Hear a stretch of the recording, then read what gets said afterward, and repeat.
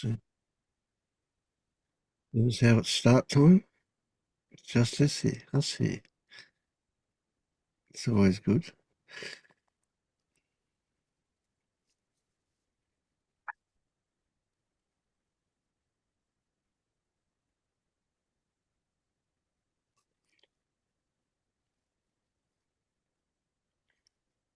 So tell me what changed for you, Maya, since you were last here.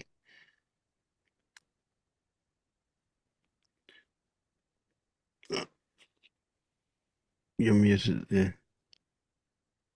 Sorry, I forgot. Interestingly, I lost all interest in listening to Pernille, Todd, anything. So I just, I just felt okay. I have a pause now, and it was very, very intense up to our meeting on Wednesday. Since then, and the other thing, we talked about what should I do, and I told you, give me something, give me a homework of some kind. What should I do? And it was looking at thoughts and being friendly to them, accepting them friendly, and not freaking out because they're there. It was very hard because when I tried to do it was a few intense days, so it was a lot of going on, so I didn't have much time. But when I had 5 minutes or so, I tried to do it. Uh, when I tried to look at a thought, it wouldn't be the first time for me. I was successful at doing this before. But now when I try, my mind seems to become a mush. And the thoughts and everything that is there becomes very blurry, and I'm not able to do it. I'm not able to do anything. At a few moments when I was able to do something, I was starting to be aware of the thing that we talked about, that when I am aware of the thought, the thought is already in the past. So that was like the only thing. Yeah. And along come other things like, oh, I was so unsuccessful, and then I go in meeting to talk to you, and I didn't do my homework, and there's a little embarrassment. Okay, how does this feel, and so on. So I just try to work with what I have now. Mm. Mm. Yeah, I mean, using the word homework isn't right, but I get it. That is something for you to do, which is important for you, I imagine. Um, so you can't really fail. You can't fail at doing this because really uh, your job was to watch what happened, Mm. just to become aware of what comes up. Uh, and not look for meaning in it, just recognizing that things come up because they get triggered to come up because of circumstances. And that's the only meaning that might have any relevance to anything. Uh, but recognizing that moment of recognizing when you're lost, that's a really a very potent portal, if you like, to develop that the thoughts will arise to announce to you that you've just discovered that you were lost. We want to develop that process.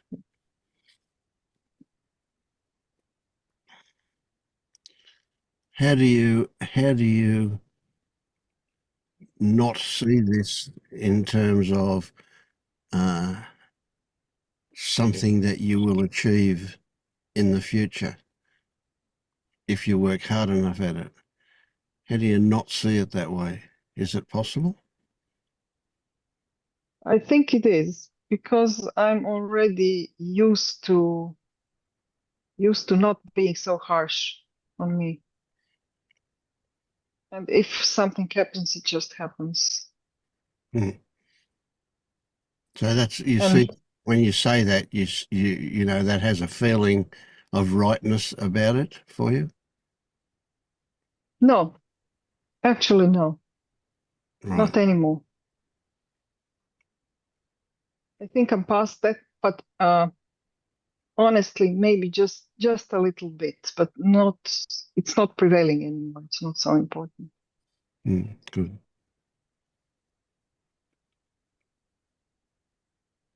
I think I understand it's a process, and it's there is nothing to push. There is nothing to force upon me. It is as it is, and my job is to watch, to observe. Yeah.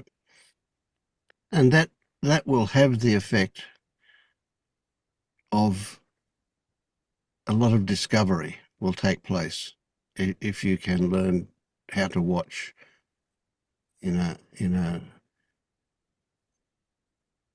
non-judgmental way with no opinion about it, just watching and seeing what turned up, just what is it, as best I can experience it, as best as I can describe my experience. What is it that is here now? That's definitely the portal that's worth heading down. There was also one thing when I try to observe my thoughts, and when I fail automatically, and I think it's due to things that I did in the past, how I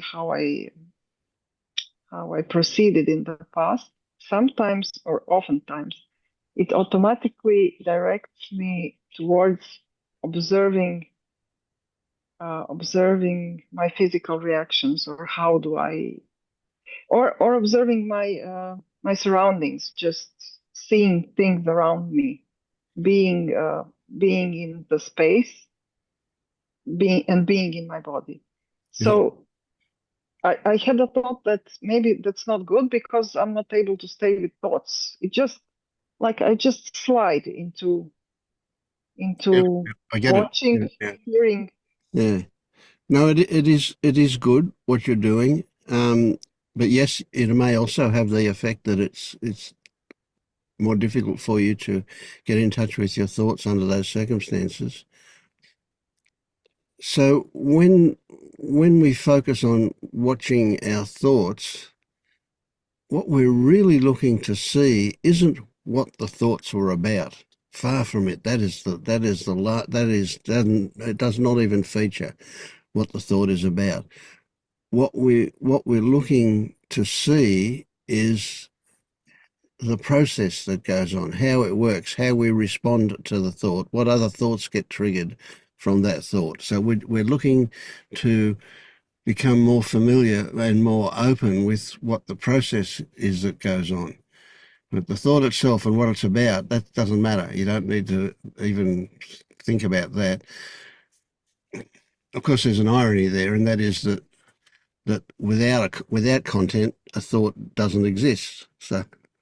So we're looking at the fact that we're not going to focus on what it's about with the content of it, but we are going to focus on the fact that it exists.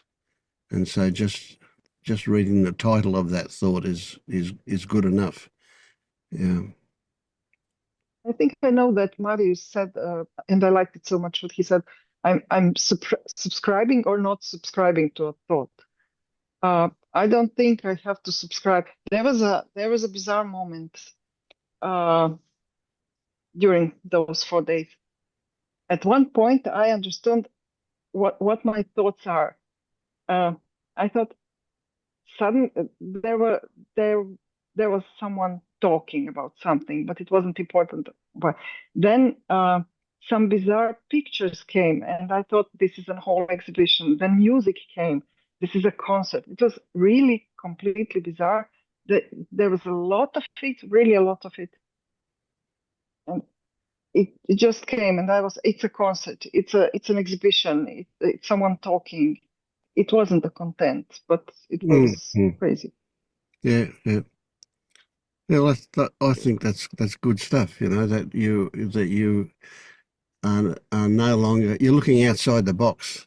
You're not looking for things to be formatted in the way they should be formatted. You're just seeing what turns up, and that's good stuff. I think, yeah.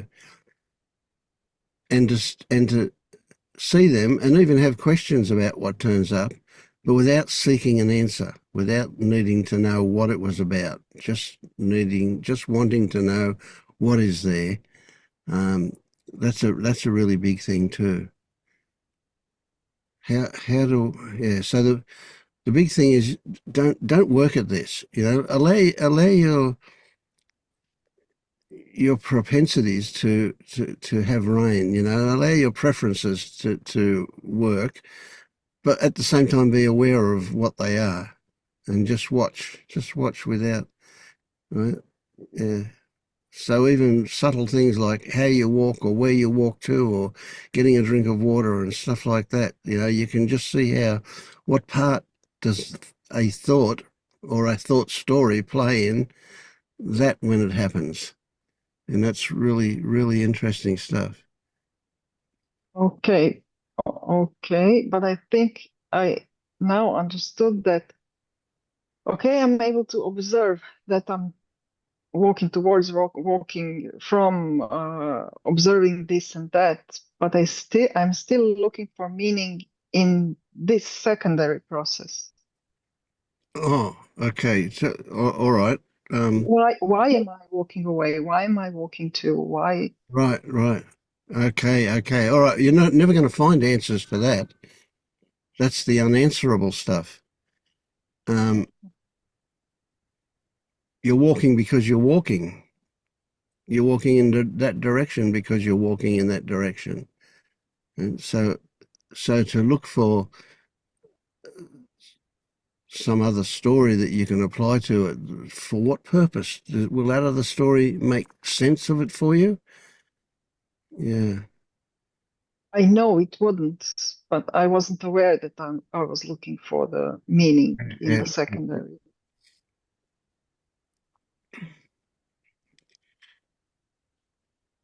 I wouldn't even go so far as to say I was looking for, and those things will just happen. So if there's trying to make sense of it, it's what's behind that that's the interesting bit, not that itself, but what's behind that. What is the need, preference, desire for making sense of it? Okay, why the intention? Why Why? the intention why the intention to look for? Because looking for implies an intention. Yes, so there'll be another story there about what would happen if I find it or what would happen if I don't find it.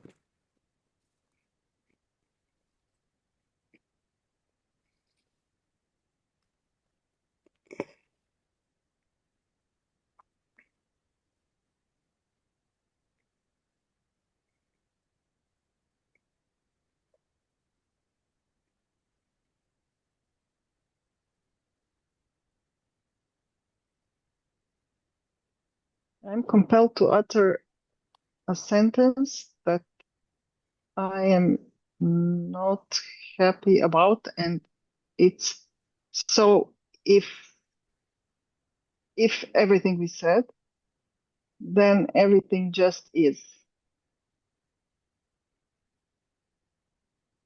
And me saying everything just is would imply me to understand more than I really do understand, or Yes. more than I think that I. Yeah, more than you can Uh, possibly understand. So what is just this? That can't be made sense of. What is the complexity and almost it could say the infinite nature of your current experiencing? You could chase it down forever and ever and never get close to what the actual experience was. Yet you know that experience You just can't break it up into parts and isolate them and make sense out of them in that way. But you do know the experience. You just can't put it into words.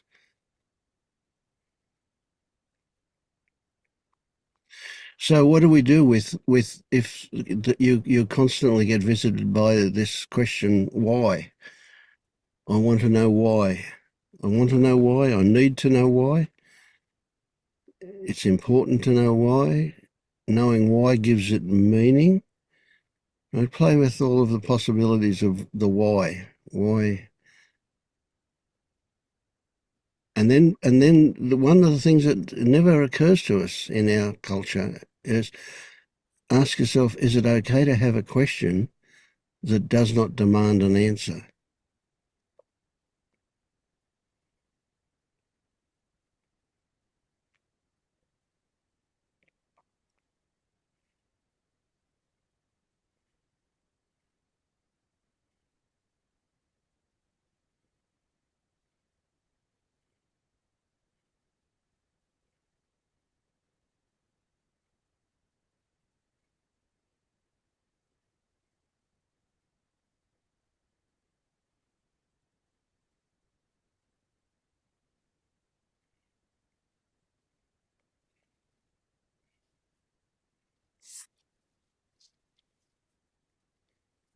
So what do you do if a question comes up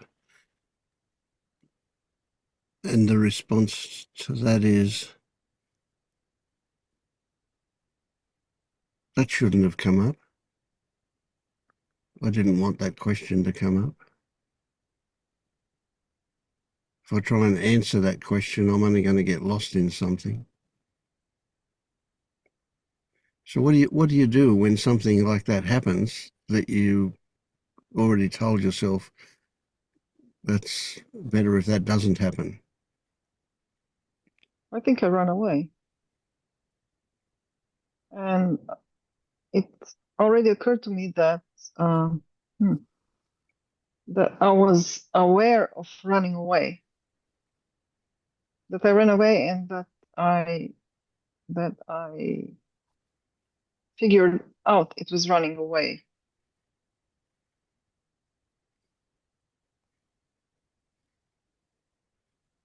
So were you running Mm, that, away from danger? Sorry, jump in.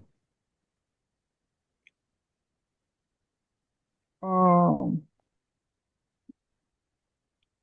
no, more like feelings of shame sometimes, or Yep. I don't want to think about it. It's unpleasant to think about it. Hmm.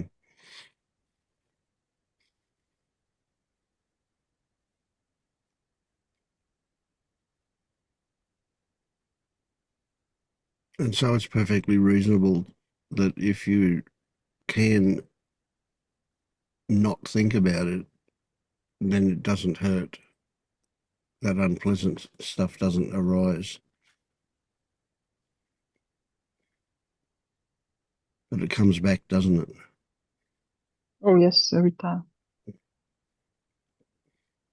And I thought it was like progress, me seeing that I was running away, but Yes, only afterwards, it is. the moment after. Yeah. It doesn't matter how long after. I mean, the closer to the event, the better in a way, but it doesn't matter how long after that you make that realization. But the mere fact that you have made that realization is a giant step to facing it. So when you go running away, if you were to turn around and go the opposite direction, you would be running towards. Um,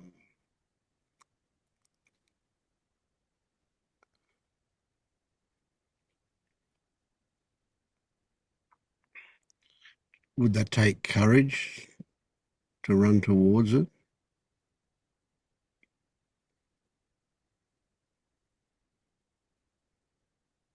Yeah, once or twice, it was really immediately after, the moment after. You know, if you visualize it, it was like those. characters in the cartoons when they start running, it's there's a trail of them behind them. It Yeah, was yeah. just like that, me running from, and the trail was there, Mm, and I became aware of this trail. yeah, yep. And It was in that really close. was a feeling of achievement.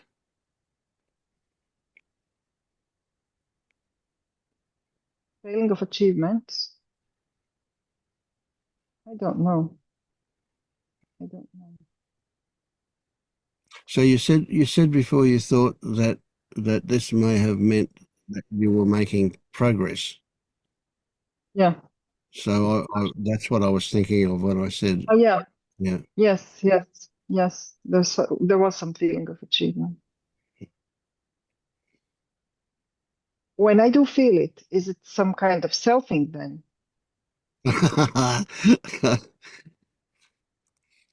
Yeah. So what? Yeah, yeah, I don't know. yeah, yeah, yeah.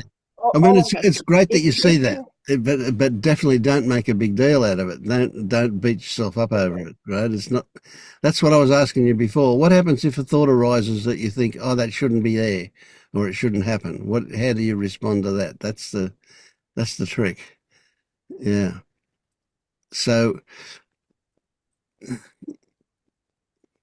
there are going to be lots and lots of different ways that you'll do selfing stuff. But they'll get less and less and less as you see them. So when you see them, that plays a huge part in dissolving them. Just seeing them. Just seeing them, yes. But Okay. it's not just seeing them, is it? I mean, how long have you not seen them? So that there's a huge thing when you do see them, and there is that moment of recognition, there is that discovery that happens, and so on. And that changes things at a deep level. Yeah.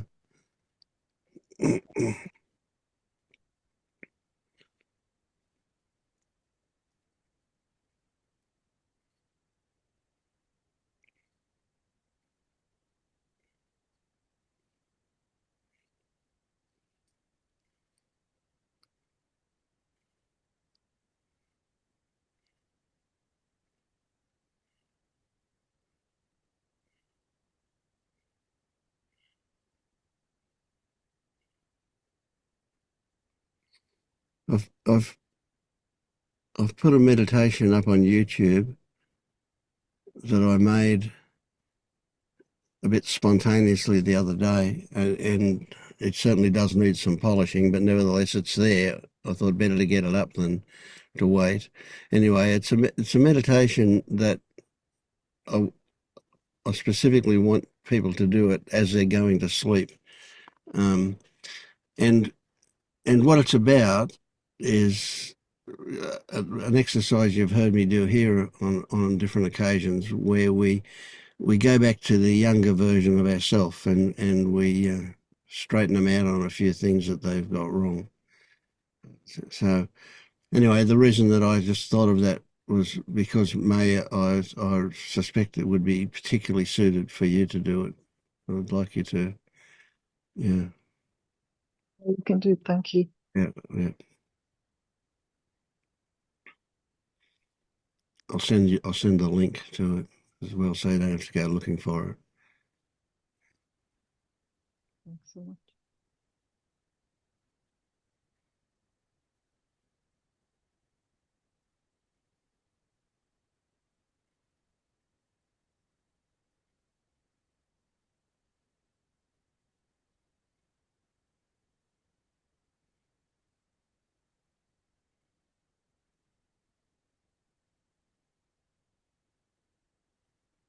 So how you traveling, Ray? Uh, I'm home now.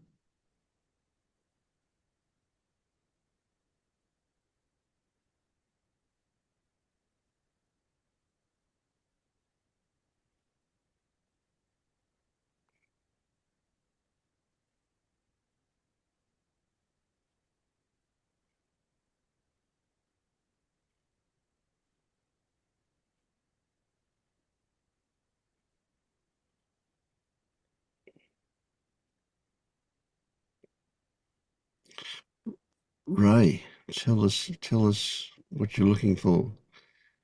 Are you here? About that. I just got the message that I'm much later than I thought I was, so apologies. But thank you for having me. Right. No worries. No, you're only about 20 minutes late. Oh, it's this daylight savings mucking things up again. Oh And man, I'm so confused. Um, yeah, thank you for having me. What am I here for? Great question. I think that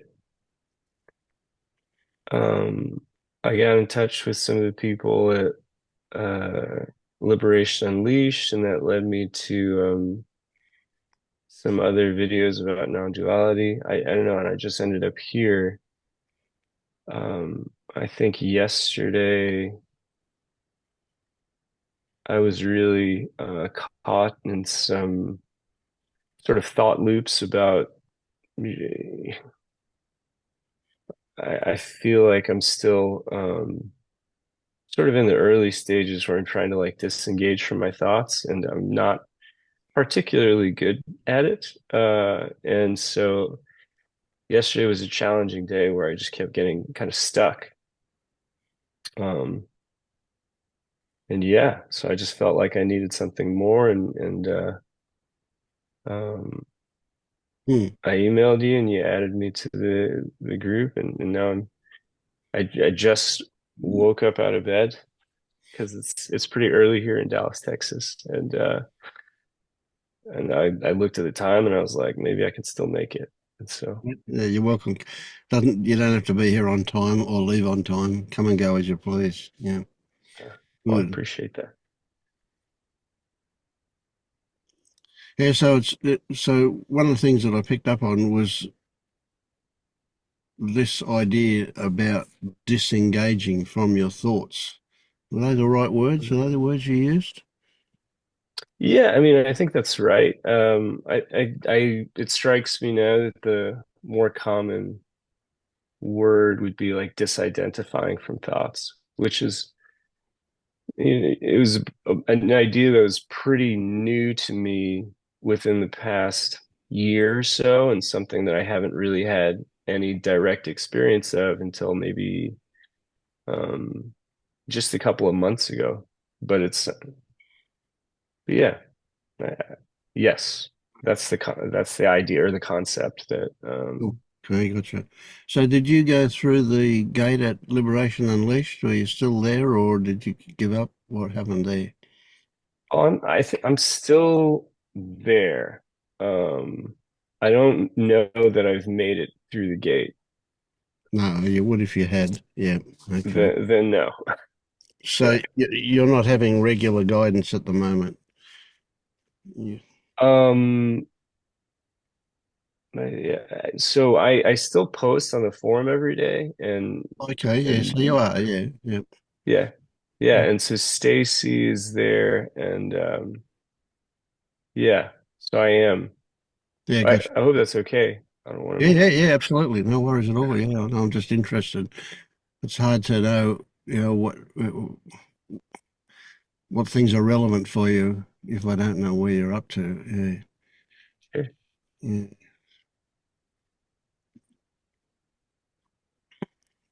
Yeah, Stacey's pretty good. She'll get you seeing through the illusions fairly fast. That's what I'm looking for. Yeah.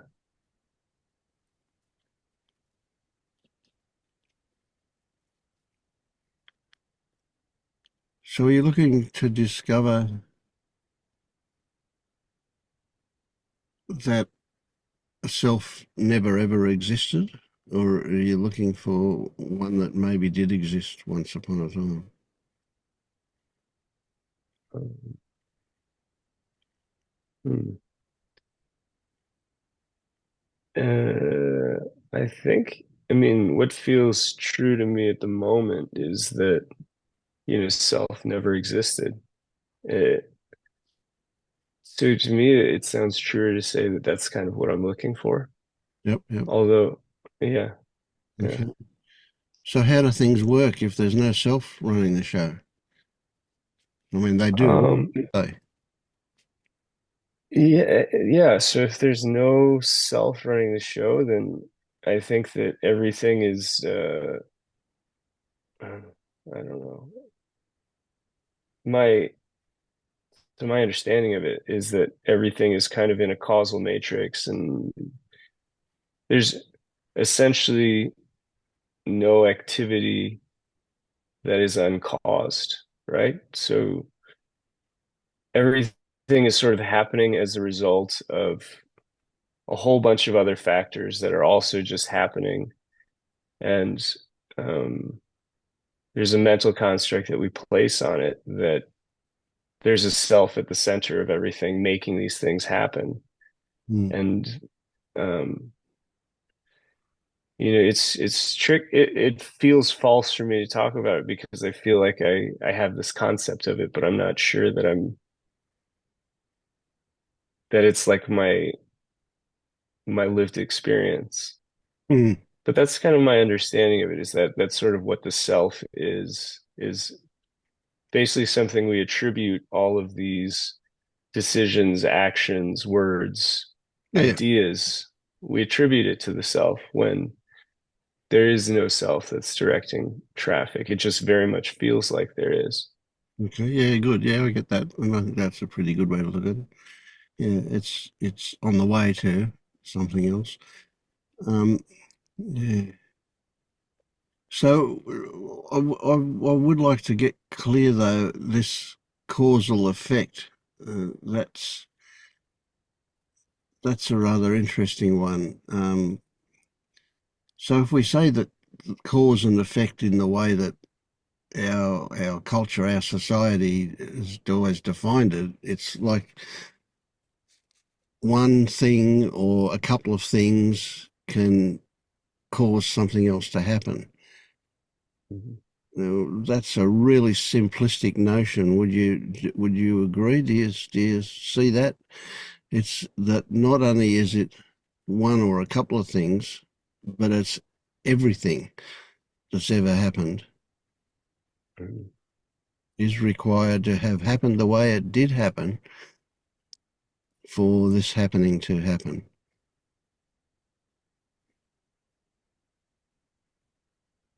Yeah, I mean, I think that makes sense. It's just hard for me to wrap my brain around, Oh, well, right? you never will wrap your brain around this one. Yeah. Yeah. Well, as somebody who still operates from a brain level more than I would like, then so I guess there's a part of me that's kind of like, well, what does a butterfly's wings flapping in China have to do with what I'm going to eat for breakfast? Mm, But I also, I mean, I do feel like, yeah, everything is happening as a result of everything else. Um, it's almost like I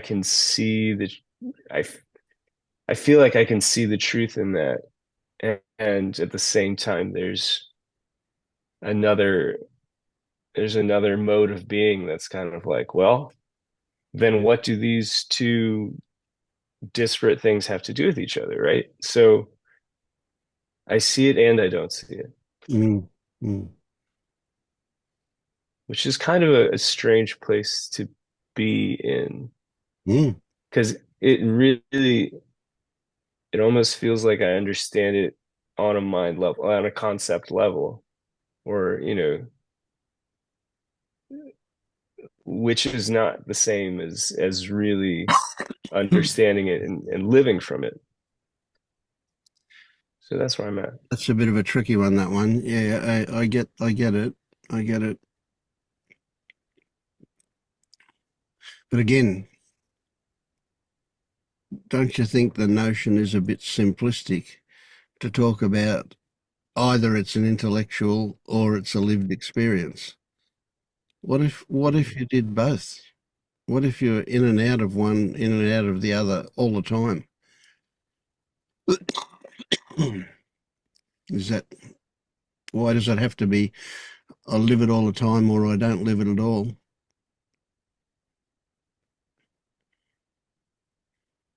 Mm.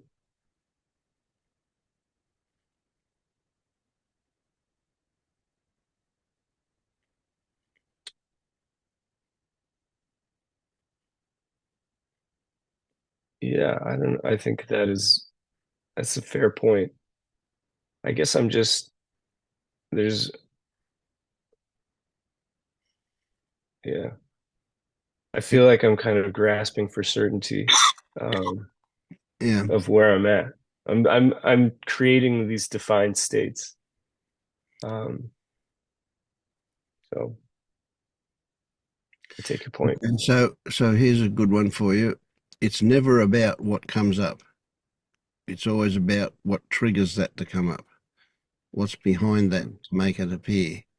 It's never about what appears there. As soon as because what it appears invites you straight away to get sucked into that and to start looking at that in detail. But it's never about that. It's always about the reason that that came up, what's underneath it.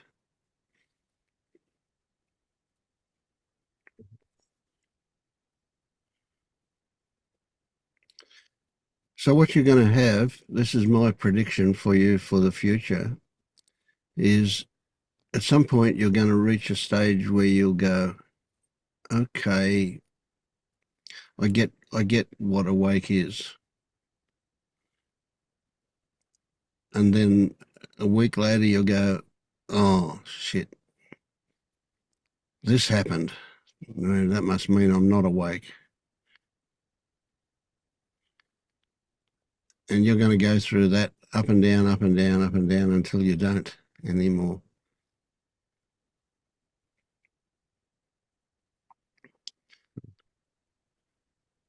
So what I'm trying to tell you, what I'm trying to have your expectations examined a bit and recognize that you can be awake and then you can get triggered into a very unawake kind of reaction.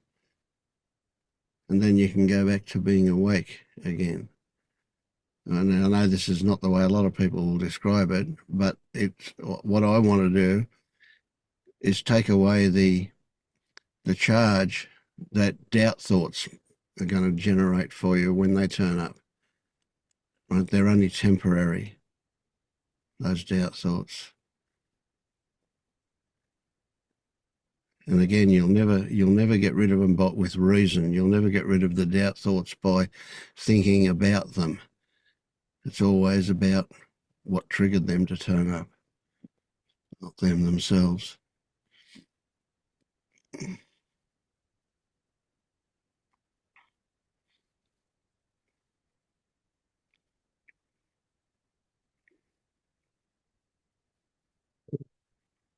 So, I guess I've probably just had what qualifies as a doubt thought that posits the question. I mean, are thoughts uncaused, or how do I look for what's underneath the doubt thoughts that arise? It feels like it's still sort of a grasping for certainty where there is none, but I don't know. I don't know Yeah, what to do with all that. that's a good question.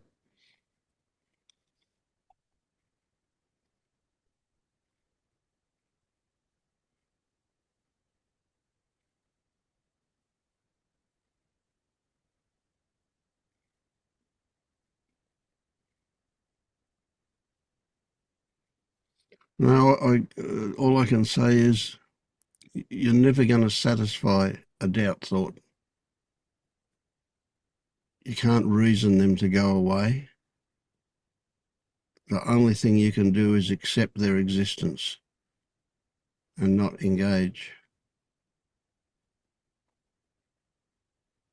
So at this stage of your journey, it might even be helpful for you to recognize that 100% of your thoughts are bullshit for the moment. There's not a single thought you can have that's worth getting involved with. Later on, that'll change, but right at the moment, that's probably a good place for you. That might help you handle those doubt thoughts. Not only are them, but the ones that sound good, they're still shit too. Mhm. It's a big statement, I know, but it's a good place for you to work from at the moment. Yeah. Don't pay any attention to any thought past noticing its existence. So the way I'll put it is imagine thoughts floating past you like a book, right? And when you look at it, you can see the title on the cover of the book, right? And the thought's going to say, open me up and read me.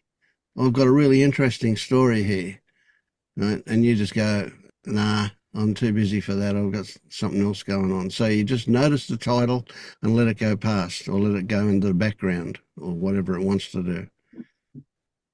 So that's a technique that you might find helpful with thoughts.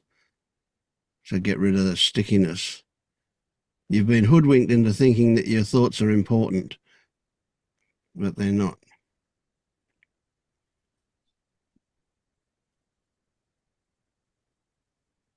Yeah. I mean, that's so I think I had mentioned yesterday was kind of a tough day. And that was, yeah, I mean, I guess the conclusion that I came to, if there is such a one, is that thinking 100% of my thoughts are bullshit is probably closer to the truth than wherever I'm operating from by default. Um, the thing that does sort of pop up for me there is like it's another doubt thought, of course, but it's hey, but it's just like, how do I know when to act? How do I know when to do something, right? Like, uh, is it going to be more productive for me to sort of like withdraw? Um, Well, you can't do that, and you can't do the other thing, and you can't do anything. Well, you think you've got control and you can do what you're going to say you're going to do. yeah. Um, So things happen when things happen. mm, You don't gotcha. have to do anything to make them happen. They happen because there's a whole lot of reasons why that adds up to that happening. So it is. This is really, really poignant and really practical. How do you go through the day Mm. without planning anything ahead?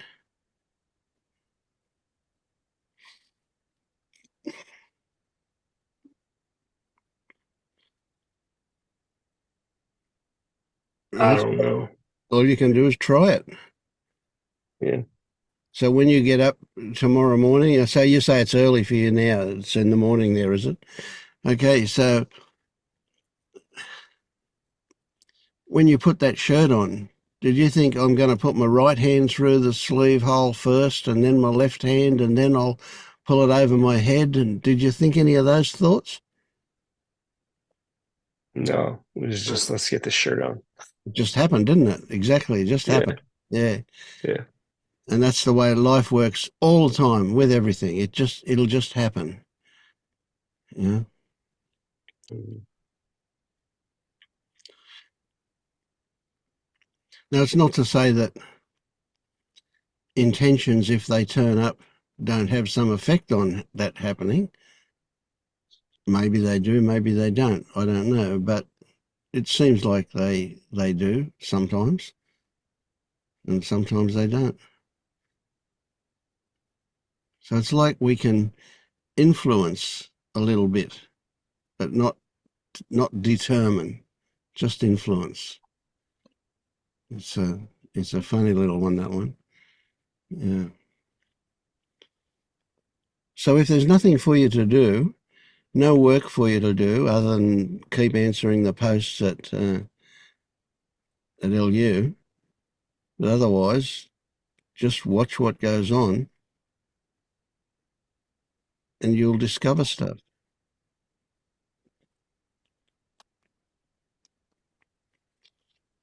But when I say watch, don't take that as a job.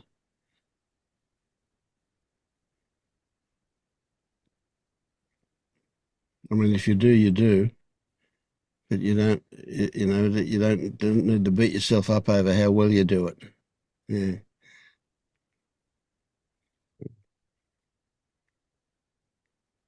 I mean, that sounds easy enough, I guess. Yeah. Yeah. Yeah. One thing that comes to mind is, don't be in a hurry. How long have you been a seeker? I bet you've been a seeker for years. Yeah, it's been a minute. I would say I probably started meditating maybe 7 or 8 years ago. Yep. And but as far as like non-duality and like the concepts, sort of the first time I learned about this, maybe it was like 2 years ago, something like Yep. that. Yep. Yep. Yeah. Yeah. It's interesting the way it all comes together and how it happens. Yeah. Yeah, I mean, I guess for me, it's very much been tied to kind of emotional suffering, I guess, and getting stuck in thoughts and whatnot. So there's definitely a part of me that feels some desperation, that's in a hurry, like I'm Yeah. trying to get to Yeah. the other side. Oh, I get it. I get it. Of course, we all go through that. Yeah, we Yeah, all want it now, right now. Now, I don't want to wait. Yeah. that's true. Yeah, you got me there. Well, you're not alone though. That's the thing. Yeah. Mhm. So, just this is a good another example. Again, if that happens, it's happened, and there's no point in beating yourself up over it, is there? So, if you find yourself wanting, really obsessing over, and feel like you're pushing it, well, that's just the way it is. It's just happening. And when you recognize that you're doing that, you do give yourself the opportunity to kind of relax and take a breath and slow down. Things will change when you see them. So what we're doing now is we're developing our ability to see things more clearly, to see the details of what's going on. So when you watch the thoughts go by and you don't engage with them, something else happens. Well, quite a few things happen, but one of those things is that you'll start to get in touch with your body a lot more. And so your body is also a helpful way out of your thoughts at the moment. Once we've succeeded in breaking that bond, then we can start to put things back together in a different way. But right for the moment, we've just been hoodwinked into thinking that smart people are better than dumb people, and that we've got to be smart, smart, smart. Let's go for it academically.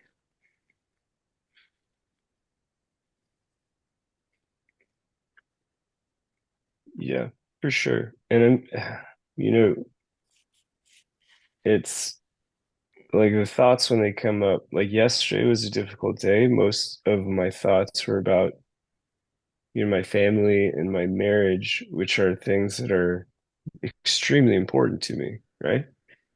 And then there's this constant sort of battle or something that just made it very absorbing, where it's like you need to do something about this, right? And it feels, yeah, it feels important. Like I've had this thought about this thing, about what I need. Like I need to tell somebody, I need to do something about it. I need to express this to like my wife, or something I need to do for my family. And it's like, wow, it's really, really hard to put those down Mm. for me. That was my experience that I can remember yesterday. So um so yeah, it's a challenge, but I'll give it a go. Mm. Anybody else got some thoughts for Ray? Hey Ray, Hey. um, with this certainty and doubt thing, I want to point out the delusion that there is a way things are. So as soon as you're lacking certainty or you feel doubt, there's always some imagined premise that you're not noticing. So with the, like, oh, do I see this cause and effect thing intellectually or felt in my direct experience? Or like, am I an awake person or am I not an awake person? Like, does the butterfly in China have something to do with my breakfast or not? So when you have this doubt or lack of certainty bouncing between the two options, you're already before that imagining that there's a way things are. Or when you told Vince that 100% of your thoughts are bullshit is probably closer to the truth than where you're operating from right now. You're already imagining like a truth, a way, like what is the case. But when you look at each of these dualities, you could fully subscribe to one or the other side of it, but neither of it has anything to do with what's actually happening. So it's always either you're believing one of them or you're having doubts because you don't know which one is the correct one, but you're imagining that there is a correct one.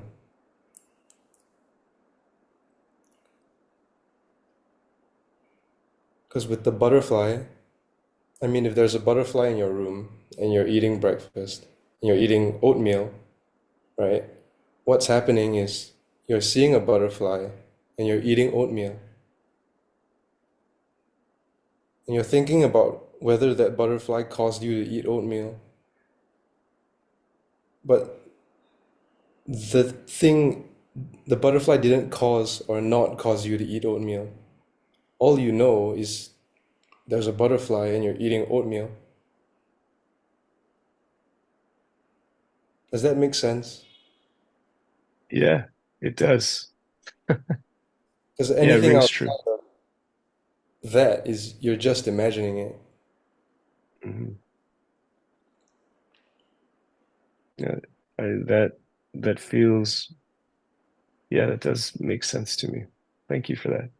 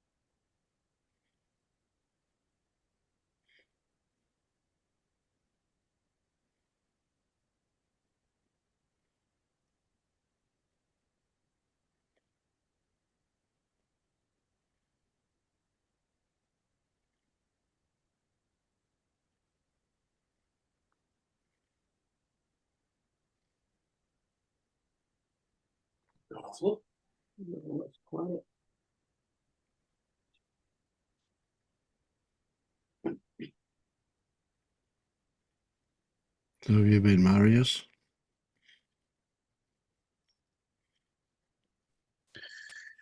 Pretty good.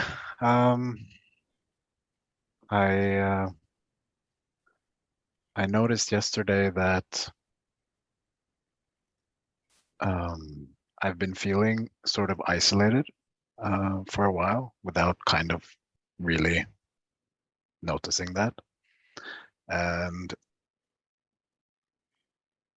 I can see when I met a friend yesterday, I could see that I've kind of created an identity out of being isolated in a way. So that was interesting to watch. We were talking about what was going on, what I'm doing lately, and there was this assumption going on inside me that he wouldn't be able to relate to what I was doing. And in that, there is a subtle identification with what I'm doing. So, yeah, it's in and out of selfing pretty much. Yeah, but you saw it happen. Yeah, eventually. I also noticed that when engaging with people, it is just anyone almost, except like my closest, like my wife, for example. There is an uncomfortableness almost every time that shoots me up into my head very easily. So, like I said on our first meeting, there's a feeling of being awake at home, but as soon as I go out and engage in the world, I'm I'm in my head, and I see that now as just an escape from the uncomfortableness I'm feeling engaging with other people. Yep. So And that is there any judgment in that when you see that? yes, there was yesterday, definitely, and then I was able to meet it with more compassion today. Mm. Yeah. So what I imagine would be good if for you to look for a pattern with that. So when you recognize that process of running away into your head as a way to escape unpleasantness, now start to look at the more subtle details of that when it happens. So you're looking forward to the opportunity that is triggered when that is triggered, that opportunity to see what it is and see, is it the same with men and women? Is it the same with people that you are closer to and further away? So you're saying it happens, it doesn't happen with your family, but it does happen when you go outside. Yeah, I think it's definitely connected to a sense of having to perform because there is a belief that I'm not good enough as I am. Okay.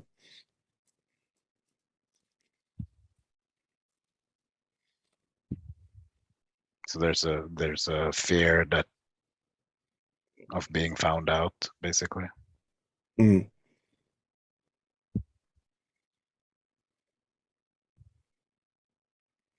Mm.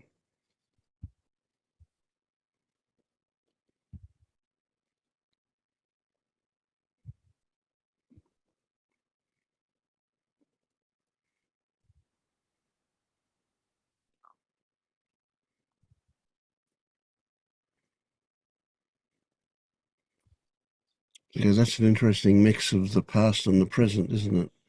I'm afraid of being found out that I really I really am not good enough. Yeah.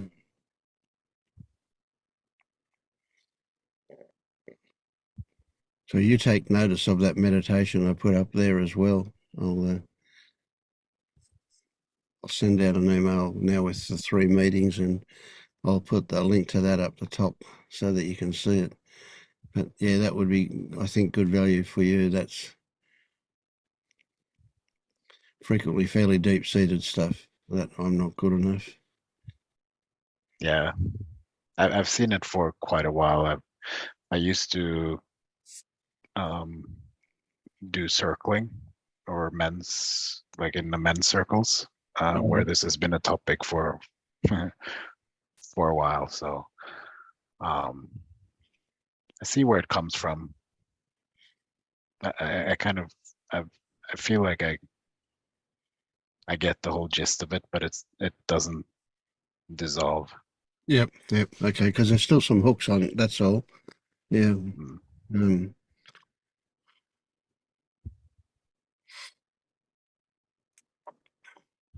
so seeing it,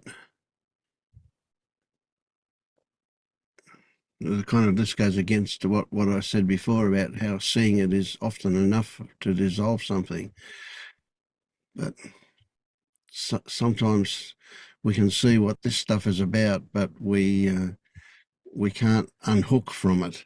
And it's because we do keep it intellectual when we see it. When we're seeing it only at a story level, we're not feeling it at the same time as we see it. Yeah.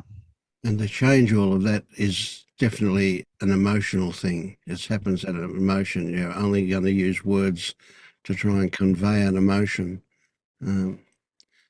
Yeah.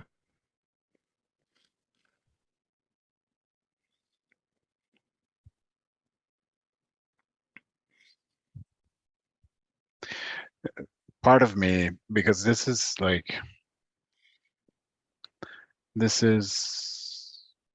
this pretty much the same as other topics that I've brought up earlier, revolving around, it's just fear.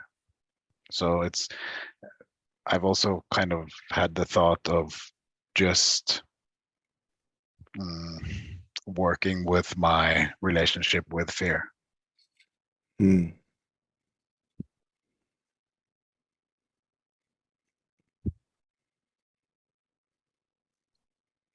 Yeah, The sensation itself. yeah, it doesn't grab me, I'm afraid. Not that I'm in the authority on it, but what the way I see it is that fear is one of the things that you use. So when running up into your head doesn't work anymore, then the next thing you're going to be exposed to is fear. But fear is still covering up other stuff, and down underneath Yeah. that is the shame and the guilt of not being adequate for anything. And that's that young you that believes it's inherent in you, not good enough, which is crazy when you think about it now.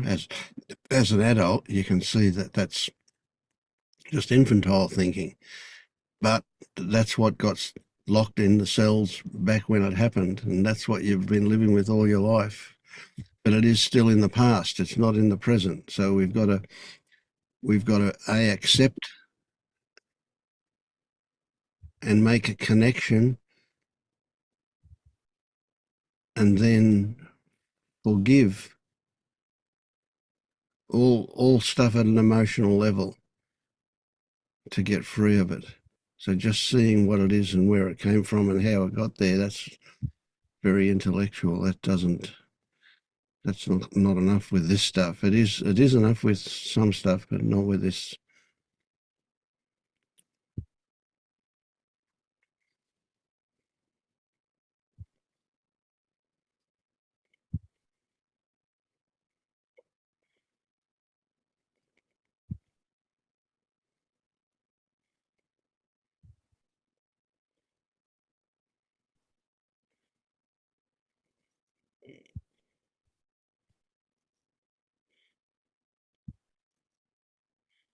Yeah, it is a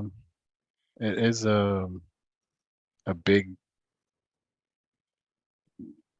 factor in limiting my life, and has been for a while, Mm. or has been all my life. Mm. But it's very prominent now, I guess, because I'm really looking at this stuff. Yeah, so how long ago did you actually recognize that that was an avoidance thing to get up into thoughts? When did that happen? Well, that actually happened yesterday. Oh, wow. Yeah, that I made that connection. So that is very recently.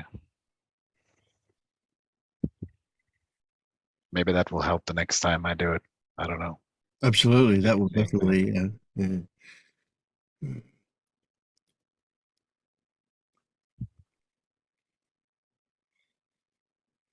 And it's really hard to communicate, but it's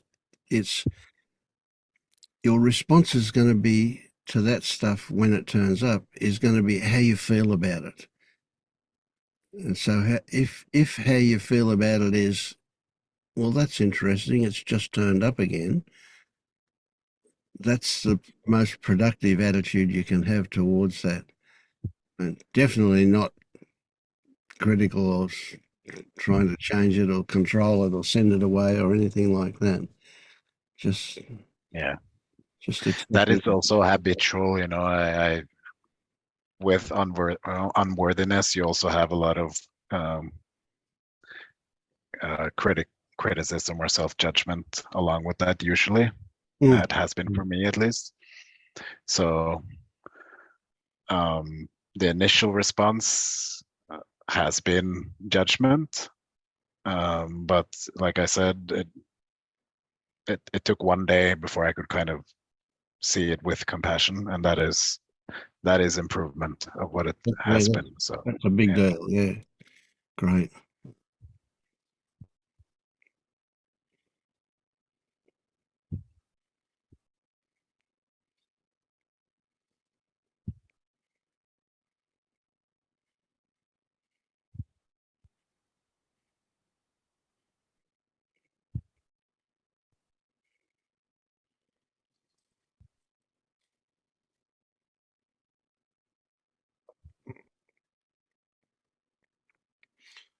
Have you been traveling, Scott?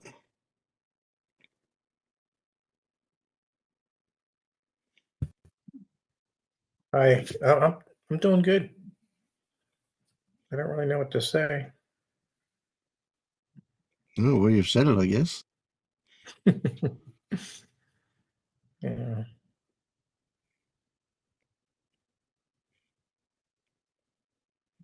I was just here a second ago and listening to Meredith's. We have common core beliefs, seems like. But I was just thinking that I feel like at this point, a lot of what I'm doing, a lot of I think I just kind of respond out of habit a lot of times with this like feeling less than thing. I kind of feel like I've done like so much of this work and I feel so much better. And I wonder if maybe those those beliefs haven't either shrunk, become less significant, or don't affect me as much. And but as a habit, like I, just a my train of thought goes back and just like makes an assumption that, oh yeah, you're less than, and now I'm not so sure I am. You know what I mean? Or Mm. I'm not sure how to describe it, but just I was just sitting here realizing that this is it. And I'm like, well, there's no. I'm not less than. Maybe I'm just like reinforcing it just out of habit. You know. Absolutely. Yeah. Yeah, habit's a huge thing. Yeah.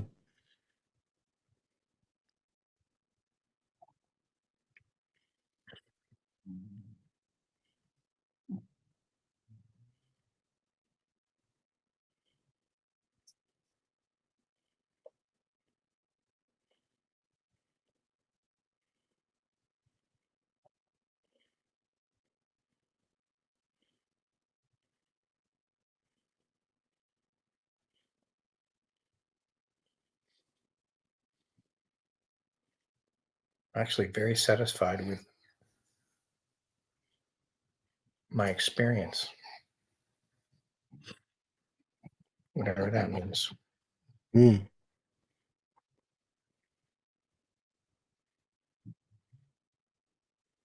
Sounds good to me.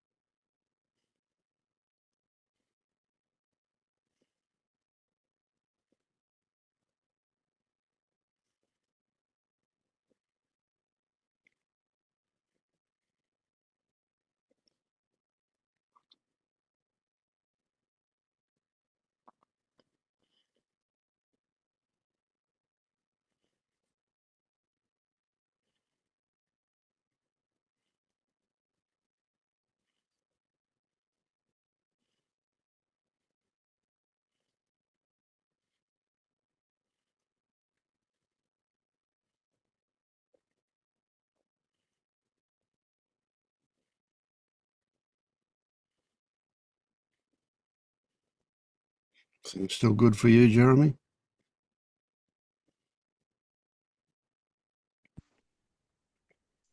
Yeah.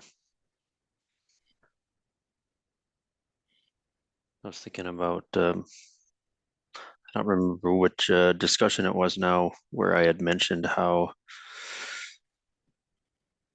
quickly I had responded to killing a mosquito that was in front of my face. Yep. And I didn't notice how quickly I had reacted until after it came up. And there were a few moments over the past week where flying insects were in my presence and no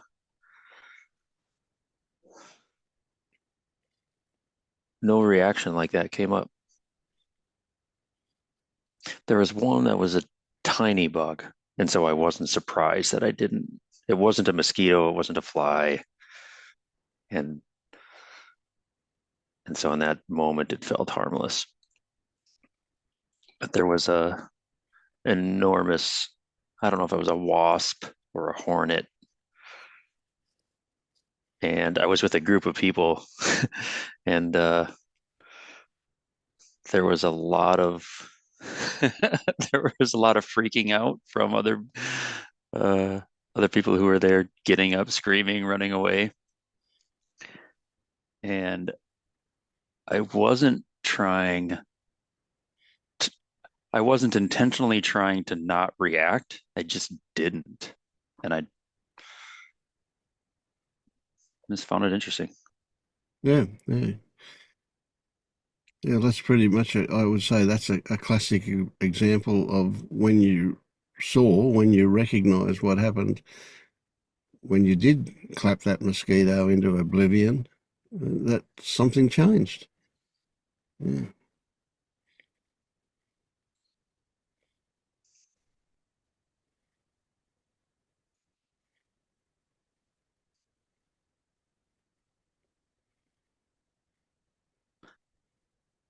I'm realizing that work-related things I've got a new job.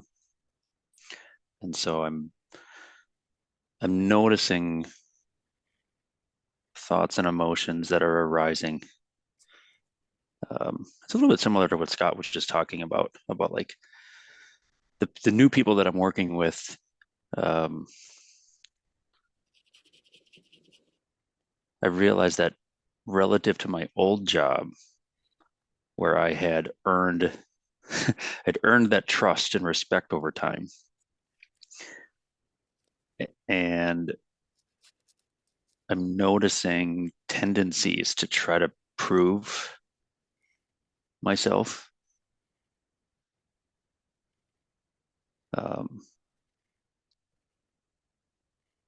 And it had been 3.5, 4 years since I had started a job, and so that was well before working with all of this stuff.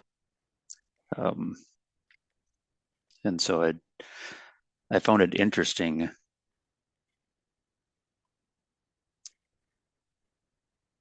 to notice what was arising in situations where in the past I think I would have been unaware of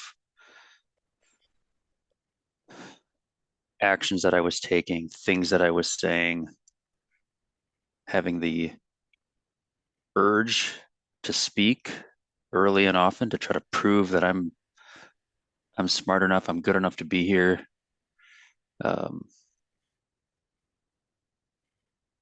Recently, I've simply been noticing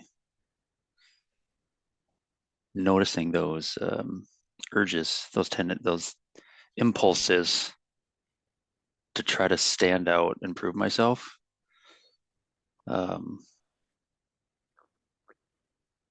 But not following that. Yeah. Just sitting there and letting it happen. It's a small company, startup. It's only been around a couple of years. There's a lot of that early company and product uncertainty and There's a lot of things that are great. There's things that are messy and a lot of problems to solve. And I've just got a whole different perspective now that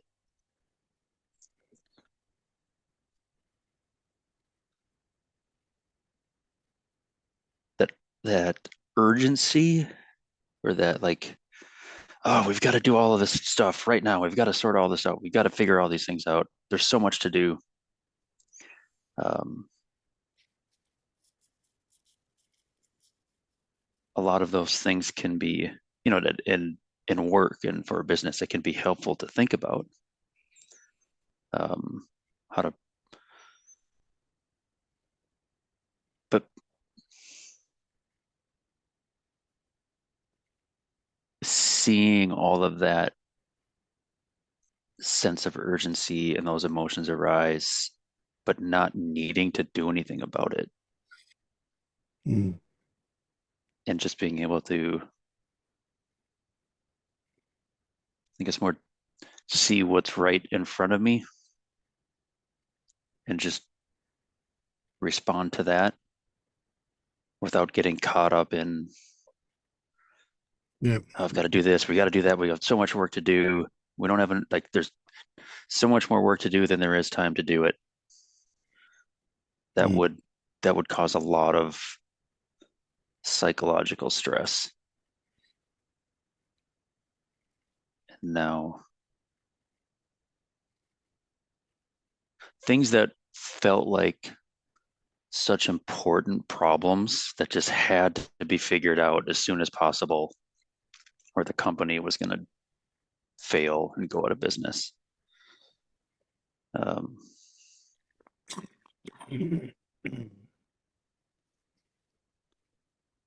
Just they don't have the same bite that they used to. So would you say that Yeah. you're seeing things from a much wider perspective? You're seeing a bigger picture now than you used to?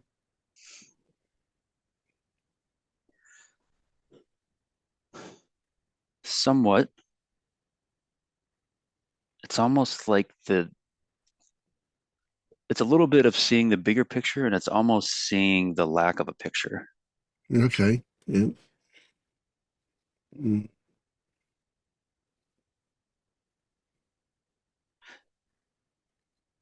I remember thinking sometime in the past year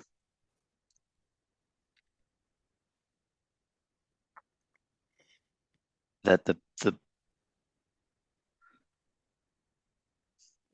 at the time that it occurred to me, the company that I was working for had about 100 employees, and so in the big scheme of things, pretty small relative to a lot of other corporations, businesses. And it dawned on me that the problems that the company was facing, or that my team was facing, the like interpersonal issues that were happening, that those challenges, those problems are happening everywhere. But um, the ones that were in my situation, my team, or the company that was at, felt so much more important or real. And it's like this is happening at every every business, every company in the world, large or small. Why am I getting emotionally caught up? Why am I upset over um, what I was interpreting as a failure or a mistake in my situation? Why am I getting upset about an opinion that somebody else has at my job, and things are going wrong and it's because of that? And something needs to be done about it, when next door or the next company, someone is likely doing those same things. And I couldn't care less. It doesn't bother me at all. Mm. And so just seeing how much, I guess you could say, identification there was in that Yep. this is my company and something needs to be done about it. And it's making me upset or frustrated. Mm. But I have no problem with another business Yeah. experiencing those same things. It just feels like, oh, that's what happens. That's when people get together and they try to solve a business problem or whatever it might be.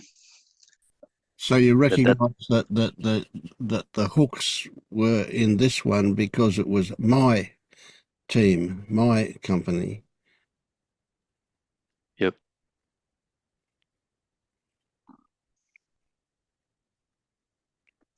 It reminds me of um,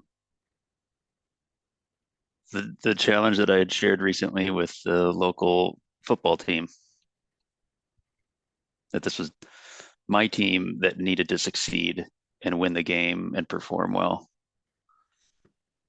Um, and I would have a lot of emotions and stress come up when I would watch a game. But Mm. I could watch a totally different game with two teams which had no identification with either one of them, and none of that stuff would come up. Mm. Mm. Yeah, so that I seem to have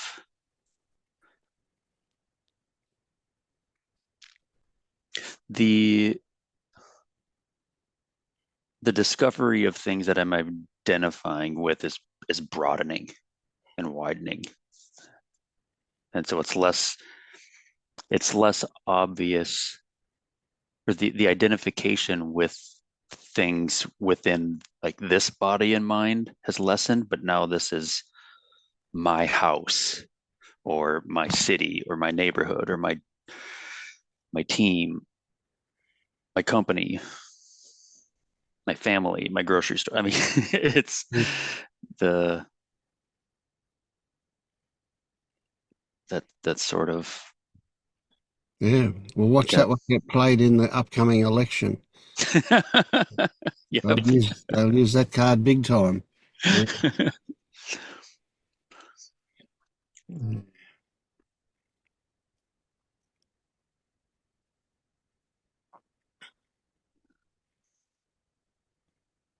And eventually we move to where those hooks that come out of my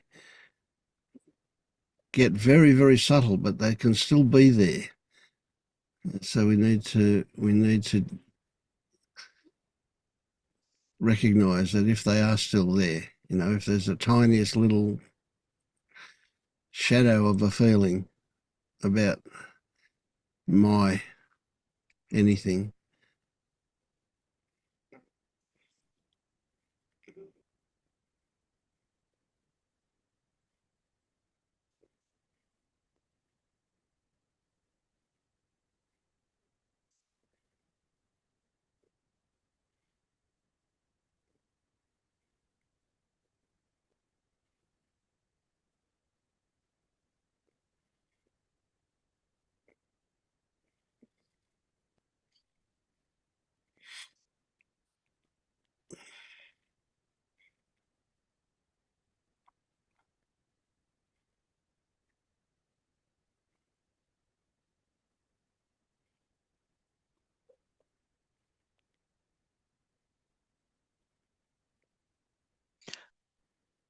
I guess I'm not entirely being. I was making it sound a moment ago that I wasn't still having some of the me identification happening. Um, Last week, the company that I work for is in another state, and I work remotely. And they brought all the employees in for a few days, most of whom hadn't met each other before in person. And so this was the first time that I was going to be meeting anybody face to face. And I found myself, I was surprised with how much I discovered I was carrying about what I wore, and that sort of impression, that sort of in-person impression that I hadn't experienced for a long time. And so there was something about seeing people in person versus over a video call.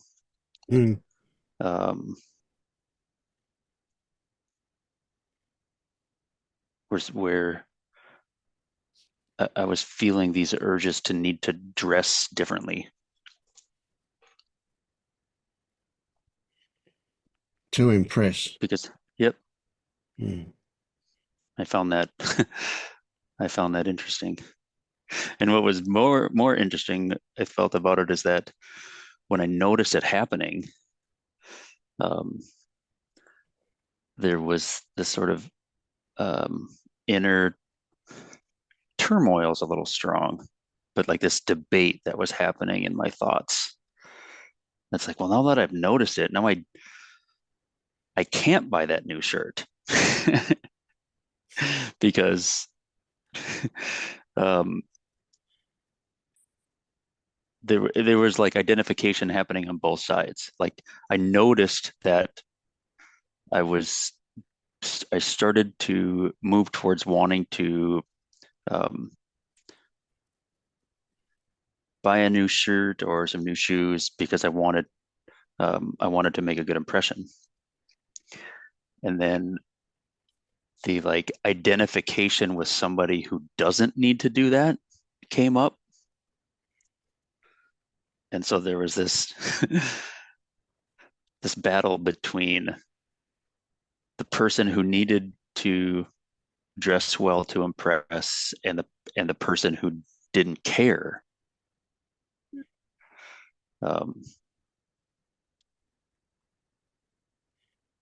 Because I saw that both of them were identifying as somebody who doesn't need to impress and doesn't care what they wear. It's tricky stuff, isn't it? I thought that was kind of funny. There's no getting away from it. So then it became bad or wrong to buy a new shirt or buy new shoes because well, that means that I'm yeah. What did you end up doing? I bought 2 new pairs of shoes and 2 shirts.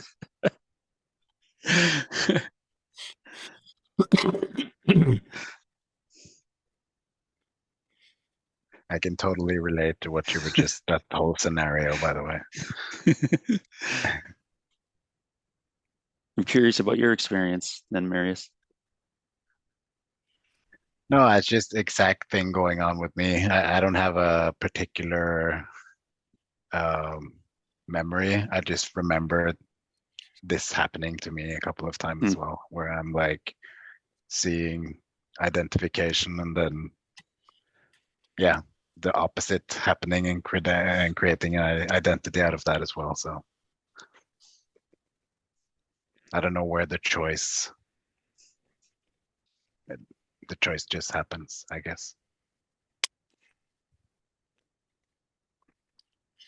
Yeah, we always get trapped into thinking that if this thing turns up, then the opposite is probably the better way to go. But in fact, that's just as big a problem as the first thing that turned up. Yeah. So really, what we're looking at is it having no charge at all. So you're neither the person who wants the new clothes nor the person that doesn't care. You're just, well, you just do whatever turns up.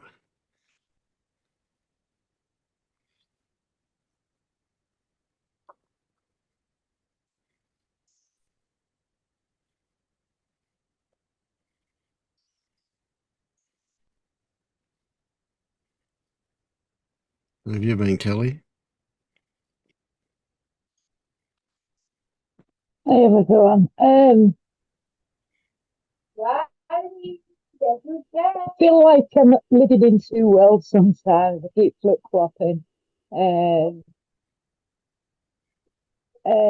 had a difficult week last week. Past story. I was in quite a turbulent relationship, and I was with a man that ended up.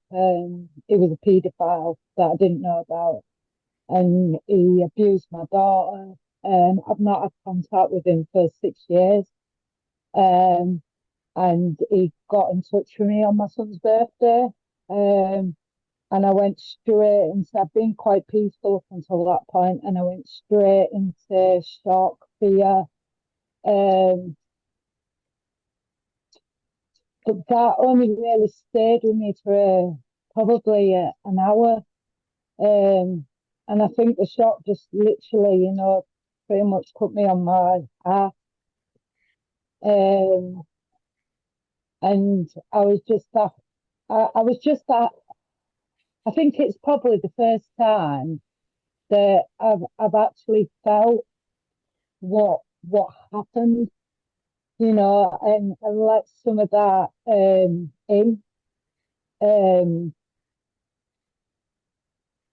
rather than just go into the story and how horrendous it was. It was just I sat and felt it, and it was just literally like black to white. I felt after an hour of sitting with it, I felt peace. I knew what to do. Because up until that point, there was a massive pull to dive in the story. And, how dare he reach out to me? How dare he? He's not allowed to. And, I wanted to have my say. I was totally in me. And that just kind of all went. And it was just peaceful. It was just like, I wasn't bothered if he wants to try and get in touch with me. That's fine. I don't have to get involved in that story. So yeah, that's kind of what I've been sitting with and just feeling that. And it's brought up a lot of things like fear, boundaries. I've looked at my boundaries, and that's pretty much where I am with that one.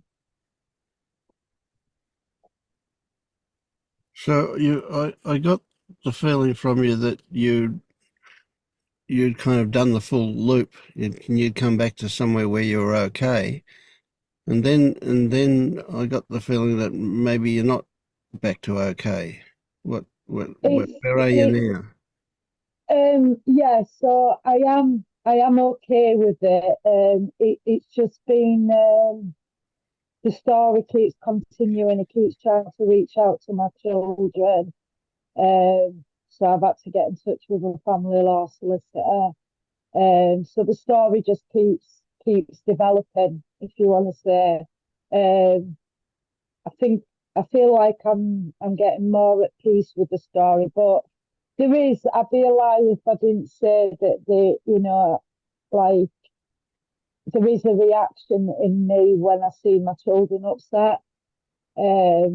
That's probably, there's not so much the reaction in me, in the sense to do with me, but there's a reaction to my children that I'm trying to look at because I don't like seeing them upset. Yeah. And I do get caught up in that story. That's kind of where I am with that at the minute. Mm. Suppose maybe looking at like my protectiveness, and things like that. I think it's helped me. I always had really really poor boundaries around people. I think it's massively shown me, that I am capable. I can set boundaries. I can keep me and my children safe um, in that sense. Mm.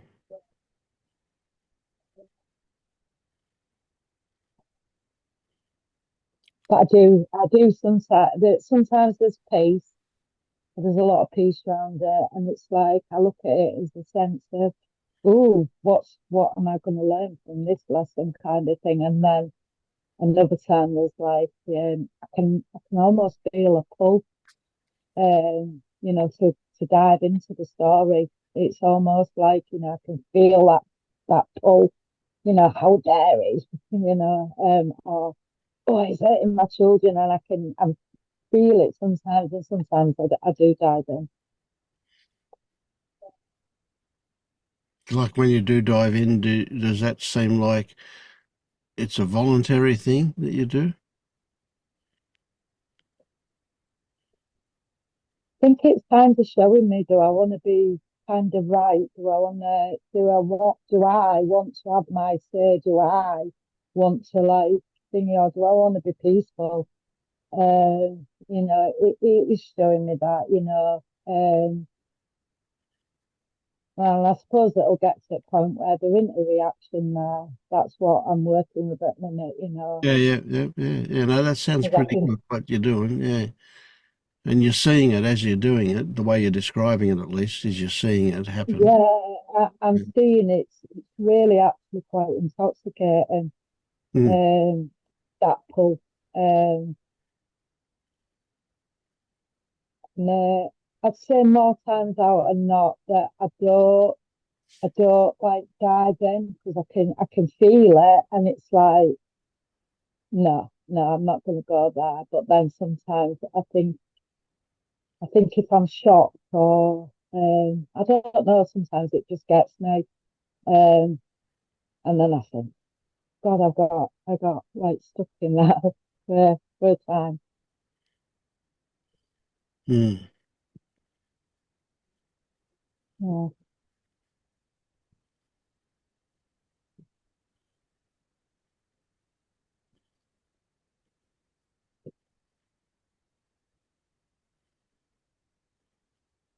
There's also a massive, which I'm kind of looking at and trying to sit with, is there's a big question why, and I know I don't need an answer, because it's the I that needs an answer, and I can see that clearly.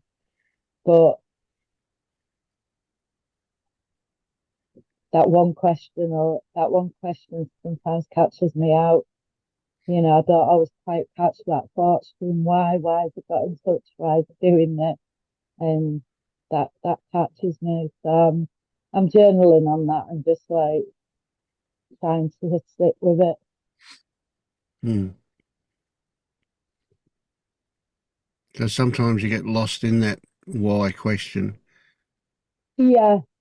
And I know it's kind of like on my journey when I get caught up in the I, it's the I that wants to know everything to, all the questions and the answers, and it's irrelevant. It's a mind game. It just seems to be a little bit sticky for me at the minute. Mm.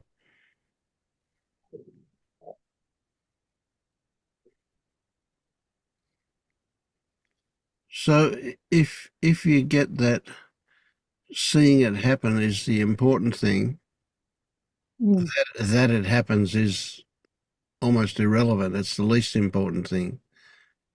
yeah, But seeing it happen is what gives you freedom from it. You're not no longer trapped. Yeah. yes, yeah.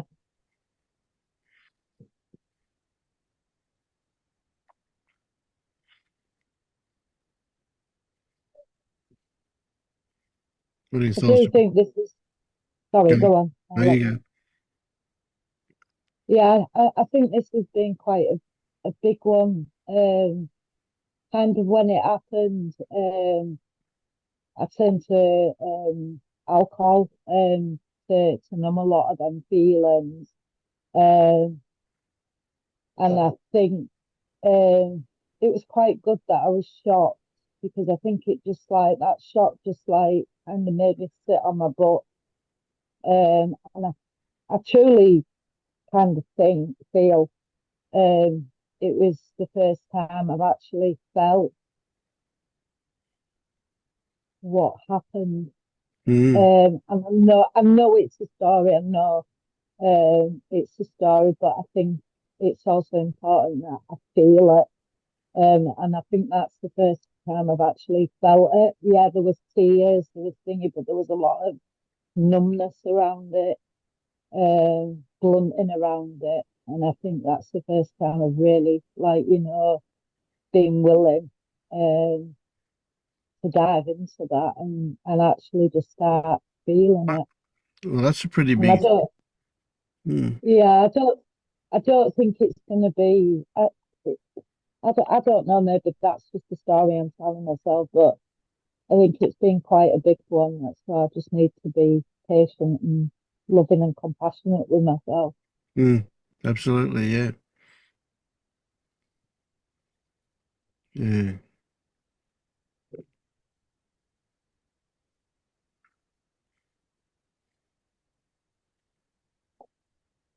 But then the strangeness of it is there's also a massive sense of peace as well. It's a bit paradoxical. It's like kind of flipping, a lot of times there's a big sense of, Yeah. yeah, just peace. Yeah. There'll be going to be a lot of those paradoxes, those unexplained things. Yeah, Mm. they're good.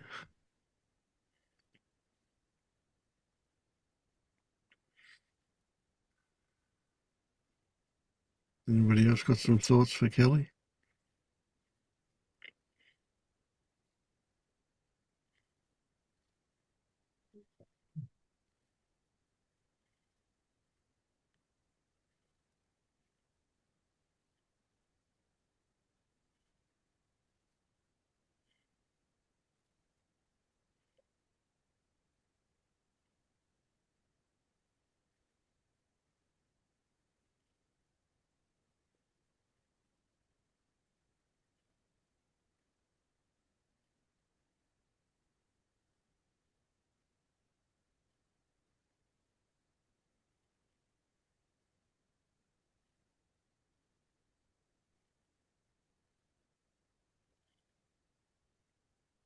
Okay.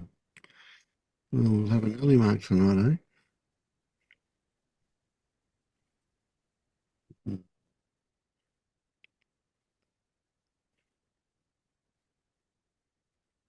Okay, all right. We'll see you all later. Yeah. Thanks.